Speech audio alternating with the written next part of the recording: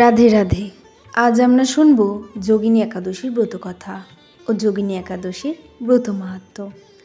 যোগিনী একাদশী ব্রহ্মবৈবর্ত পুরাণে আষাঢ় মাসের কৃষ্ণপক্ষের একাদশী ব্রত মাহাত্ম্য যুধিষ্ঠির বললেন শ্রীকৃষ্ণকে। শ্রীকৃষ্ণ সংবাদরূপে বর্ণিত করেছেন। যুধিষ্ঠির বললেন, হে বাসুদেব, আষাঢ় মাসের কৃষ্ণপক্ষে একাদশী মাহাত্ম্য কৃপাপূর্বক আমাকে বলুন। শ্রীকৃষ্ণ বললেন, হে মহারাজ, সকল পাপ বিনাশিনী ও মুক্তিপ্রদ এই উত্তম ব্রতের কথা বলছি, আপনি শ্রবণ করুন। আষাঢ় মাসের কৃষ্ণপক্ষী একাদশী যোগিনী নামে খ্যাত। মহাপাপ নাশকারী এই তিথি ভবসাগরে পতিত মানুষের উদ্ধার লাভের একমাত্র নৌকাস্বরূপ। ব্রত পালনকারীকের পক্ষে এটি সর্বশ্রেষ্ঠ ব্রত বলে প্রসিদ্ধ। এই প্রসঙ্গে আপনাকে একটি পবিত্র পৌরাণিক কাহিনী বলছি। অলকানগরী শিব ভক্ত পরায়ণ কুবের নামে এক রাজা ছিল। তিনি প্রত্যহ শিব পূজা করতেন।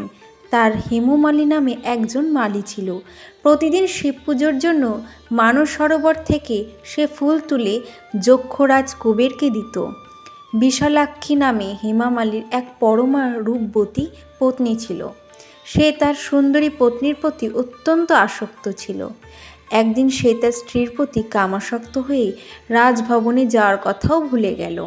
বেলা 2 প্রহর অতীত হলো। অর্চনের সময় চলে যাচ্ছে দেখে রাজা ক্রুদ্ধ হলেন। মালীর বিলম্বের কারণ অনুসন্ধানে এক দূত প্রেরণ করলেন। দূত এসে রাজাকে বললেন সে গৃহে স্ত্রীর সাথে আনন্দে মত্ত। দূতের কথা শুনে কুবের অত্যন্ত রেগে তখনই মালীকে তার সামনে হাজির করতে আদেশ দিল। এদিকে মালী কুবেরের পূজার সময় অতিবাহিত হয়েছে বুঝতে পেরে অত্যন্ত ভয় পেল। তাই স্নান না করেই সে রাজার কাছে উপস্থিত হলো। তাকে দেখা মাত্র রাজা ক্রোধবশে চোখ রাঙিয়ে বললেন যে, পাপিষ্ঠ, দুরাচার, তুই দেব পূজার পুষ্প আনতে অবজ্ঞা করেছিস, তাই আমি তোকে অভিশাপ দিচ্ছি। তুই শ্বেতকুষ্ঠগ্রস্ত হয়ে যা এবং তোর প্রিয়তমা ভার্যার সাথে তোর চিরবিয়োগ সংগঠিত হোক। ওরে নীচ, তুই এখনই স্থান থেকে ভ্রষ্ট হয়ে অধোগতি লাভ কর। কুবেরের এই অভিশাপে হেমমালী পত্নীর সাথে স্বর্গভ্রষ্ট হয়ে দীর্ঘকাল যাবৎ কুষ্ঠরোগ ভোগ করতে লাগল।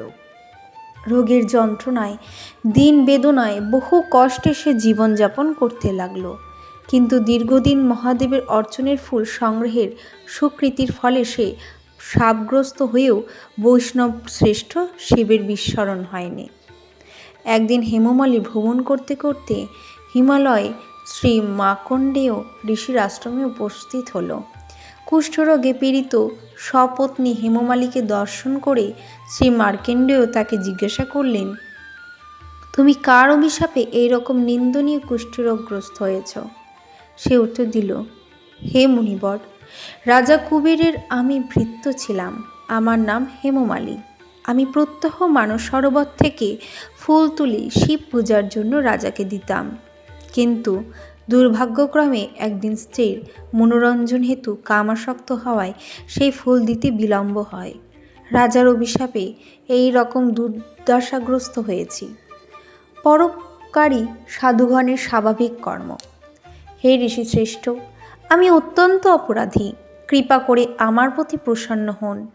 তখন দয়াদ্র চিত্ত মার্কণ্ডেয় মুনি বললেন, হে মালী, তোমার মঙ্গলের জন্য শুভ ফল প্রদানকারী এক ব্রতের উপদেশ করছি। তুমি আষাঢ় মাসের কৃষ্ণপক্ষের যোগিনী নামক একাদশী ব্রত পালন করো।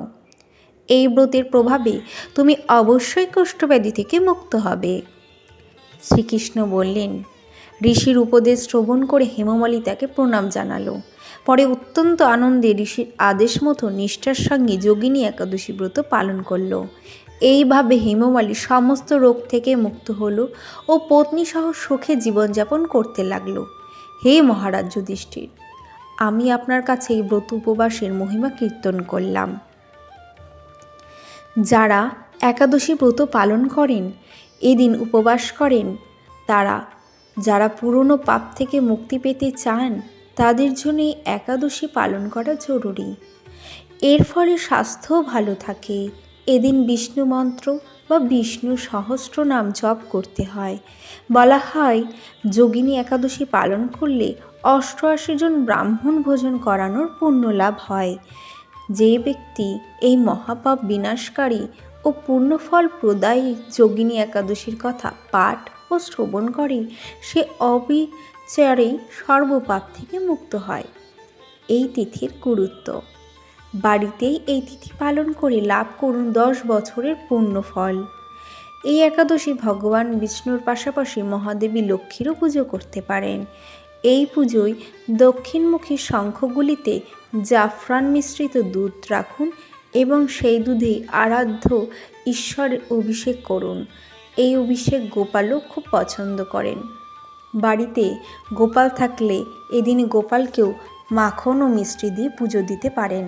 বিশেষ এই একাদশী তিথিতে শিবলিঙ্গ তামার পাত্র দিয়ে জল অর্পণ করা অত্যন্ত শুভ বলে মনে করা হয়। সেই সঙ্গে শিবলিঙ্গে জল ঢালার সময় ওম নমঃ শিবায় মন্ত্র জপ করুন। এই মন্ত্র কমপক্ষে ১০৮ বার উচ্চারণ করা প্রয়োজন। পাশাপাশি শিবলিঙ্গে বিল্বপত্র এবং ধূত্রা ফুল অর্পণ করুন। প্রদীপ ও কর্পূর জ্বালিয়ে আরতি করুন। এই একাদশীর তিথিতে বজরংবলীর সামনে প্রদীপ জ্বালিয়ে হনুমান চালিসা পাঠ করুন। পুজোর পরে দুঃস্থদের অর্থ ও খাদ্যশস্য দান করা উচিত। এই তিথিতে সকালবেলায় স্নান সেরে তুলসী গাছে জল অর্পণ করুন। পাশাপাশি সূর্যাস্তের সময় তুলসীর গাছে প্রদীপ জ্বালান এবং তুলসী মঞ্চ ৩ বা ৫ বার প্রদক্ষিণ করুন। উপবাস ও পুজোবিধি।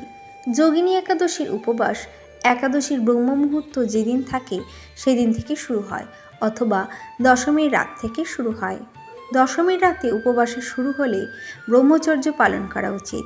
সম্ভব হলে মাটিতে ঘুমানো উচিত। খুব সকালে উঠে স্নান সারার পর শুদ্ধ মনে ব্রত পালন শুরু করুন। ঘট প্রতিষ্ঠা করুন এবং এতে ভগবান বিষ্ণুর পুজো করুন। প্রয়োজনে নারায়ণের প্রতিমা অর্পণ করে তাতে ফুল, ধূপ, প্রদীপ ইত্যাদি দিয়ে আরতি করুন। যোগিনী একাদশীর ব্রতকথা দিনের বেলা শুনতে হবে। ঘরে নারায়ণের মূর্তি না থাকলে অনেকে বট গাছেও পুজো করেন। রাতে জাগরণ পালন করা উচিত। এইভাবে এই ব্রত পালনের ফলে আপনি আপনার জীবনের বিভ্রান্তি দূর হবে এবং সাত্ত্বিক জীবনযাপন করতে সক্ষম হবেন। ধন্যবাদ। রাধে রাধে। অবশ্যই সকলেই এই ব্রত পালন করুন।